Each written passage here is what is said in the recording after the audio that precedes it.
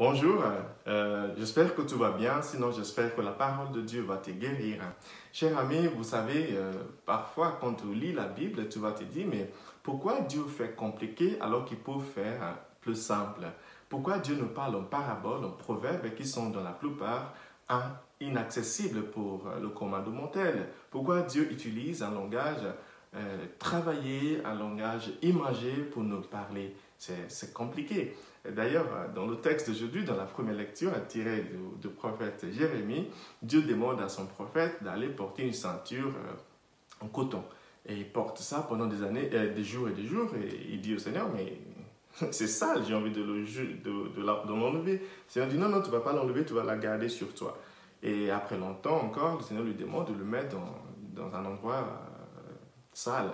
Et ça devient encore plus sale. Il dit au Seigneur, mais ça ne vaut plus rien. Et il dit exactement, c'est le message que je voulais te faire comprendre. D'abord, vous êtes attaché, vous êtes attaché à moi. Donc, vous ne pouvez rien faire sans moi comme une ceinture.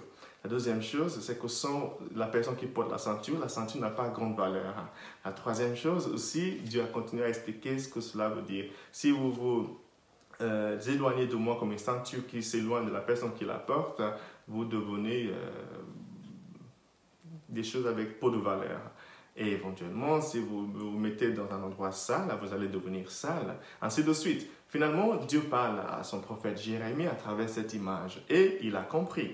Et dans l'évangile, Jésus nous raconte deux paraboles. Ce matin, l'évangile est tiré de l'évangile selon Saint Matthieu, chapitre 13, de versets 31 à 35. Dans cet évangile, Jésus nous raconte deux paraboles que je vous ai déjà racontées sur cette chaîne. La première, c'est la parabole du royaume de Dieu, un petit grain qui est semé, qui devient un grand arbre sur lequel les oiseaux des cieux viennent s'y réfugier. Et ensuite, il donne une autre parabole dans laquelle Jésus raconte une femme qui fait, ou un homme qui fait sa pâte et il met un grain de levain pour faire lever le pain. Et en fait, le message est simple, c'est que commencez petit et ça va grandir avec le temps. Voilà, le message est simple. Mais pourquoi Dieu s'acharne à nous parler avec des paraboles, avec des images? C'est sur ça que j'aimerais échanger avec vous ce matin. Je pense que principalement, il y a trois raisons.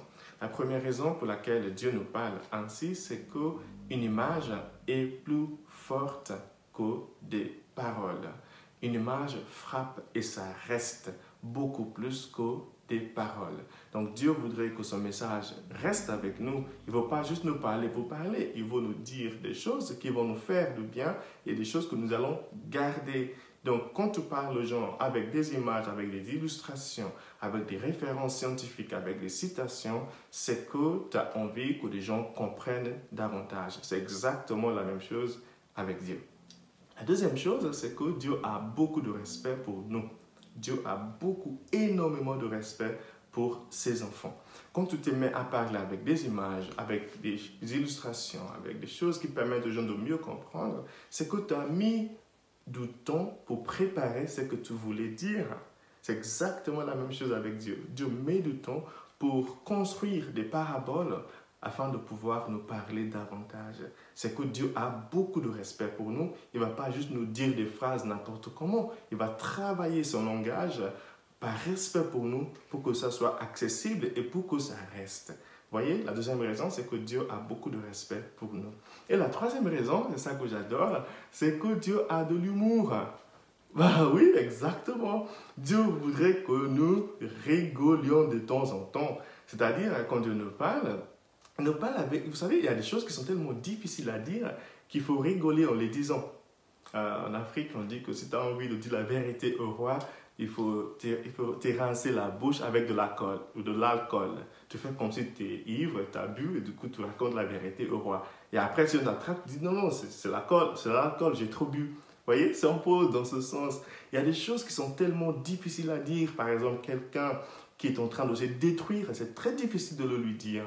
Par respect pour lui. On vient de dire que Dieu nous respecte énormément. Donc, une des manières de dire des choses dures et difficiles aux gens qu'on aime, c'est de faire passer ça par l'humour.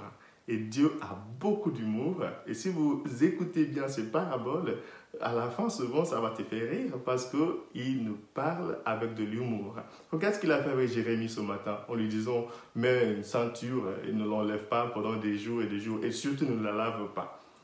C'est rigolo en fait, c'est exactement ça. Parce que c'est tellement difficile de dire à ses enfants que si vous vous mettez à vous salir, vous allez vous détruire. C'est très difficile à dire ça à un enfant. Que si tu continues sur ce chemin-là, tu vas te perdre. C'est très difficile ça. Du coup, Dieu met ça dans une parabole avec un petit sens d'humour. Ça, je pense aussi que nous pouvons apprendre pour faire passer nos messages, pour parler aux gens.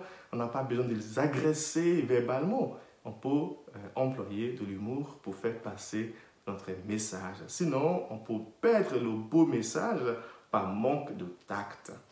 Je prie pour vous aujourd'hui que le Seigneur vous bénisse.